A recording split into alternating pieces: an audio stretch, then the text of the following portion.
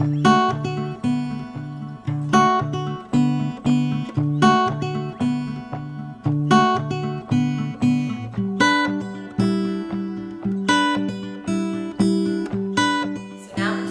segment, I'm going to talk about how to maintain our mental and physical health through this whole experience.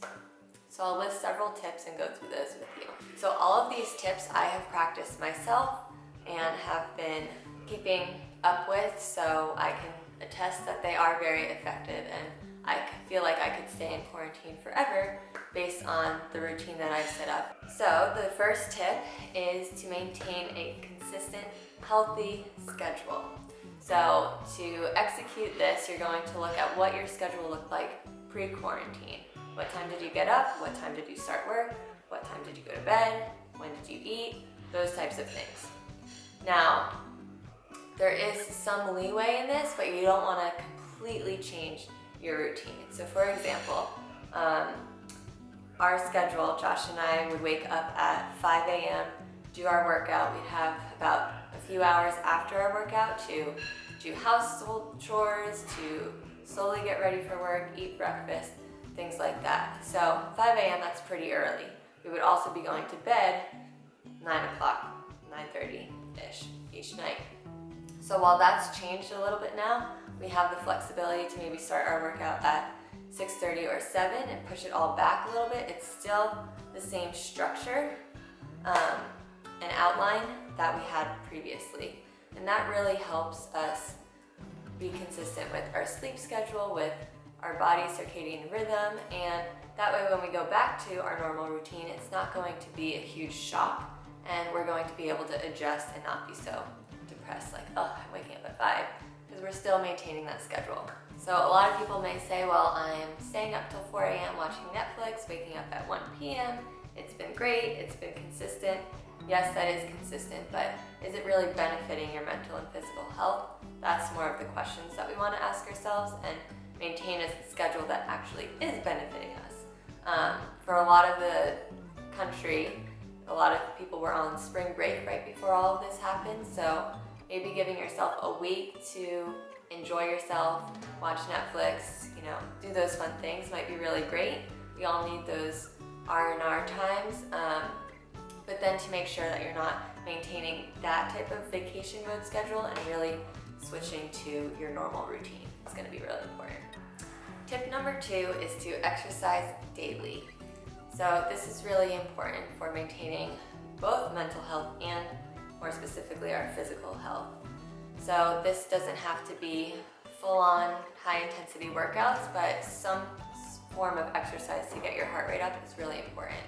I have another blog post related to how to incorporate physical health into your daily routine, so you can check that out for more tips on how to do that. A lot of you might ask, well, I never work out regularly, so why start now? Why should I be doing this? Really, there's never a bad time to start adding exercise into your routine. And right now, for a lot of people, we have a little bit more time on our hands to add something like exercise into our routine. I will most likely do another video on how to increase motivation. So for those of you who really aren't motivated to work out, but you also know studies and the facts of how important exercise is, I'll add a video later on how to do that. There's also, if you are wanting to add the exercise into your routine, there's a lot of Instagram videos, YouTube videos, things that you can find by typing in at-home workouts, and then just find one that meets your accessibility or your personality and check those out for ways to do that. I do post a lot of my own workouts on my Instagram, so you can look at those. It's not, a whole lot of stuff or resources, but I am slowly going to build up my fitness page. Tip number 3 is to maintain social interaction. There are countless studies out there that show that social interaction is imperative for maintaining our mental health. So if we aren't getting our face-to-face interaction with people right now, it's important that we're FaceTiming or picking up the phone to still have that social connection and interaction in some form. If we aren't doing that, we are going to feel lonely. We are going to feel isolated, and then that typically spirals into feeling depressed and not really happy and fulfilled about ourselves. So adding that into your schedule is really beneficial, whether it's FaceTime, phone calls, writing letters, doing anything that you can to maintain that social interaction. And no, just going on Instagram and looking at other people's lives is not interacting. Tip number 4 is to not slack on hygiene. We aren't face to face with a lot of people, so it may seem like we can let ourselves go. We can, not worry about how we smell or how we look, but really that's going to affect our self-esteem.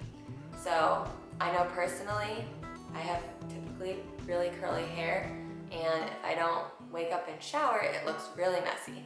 And this past week, I went so many days of not showering in the morning, and I would shower in the evening, but the whole day my hair was like a frizzy mess, and I started feeling really bad about myself. So even though we aren't maybe interacting with a lot of people, still keep up with our hygiene. That's really important. For another example, Josh and I talked about scheduling a date night one week where we are going to pretend like we're going to a fancy restaurant, but really it's going to be in our apartment, and we're going to dress up and look nice just for fun, because if we don't do that, we might not feel as great about ourselves if this goes on for months and months. So doing what you can to really take care of yourself and make yourself feel good. Tip number 5 is to take advantage of this time that we have. A lot of people have gained time into their normal routine. Maybe aside from those of you who are on the front line of this pandemic and still working as normal. For those of you who are doing that, my earlier tips on how to maintain that anxiety and natural schedule will be really helpful for you.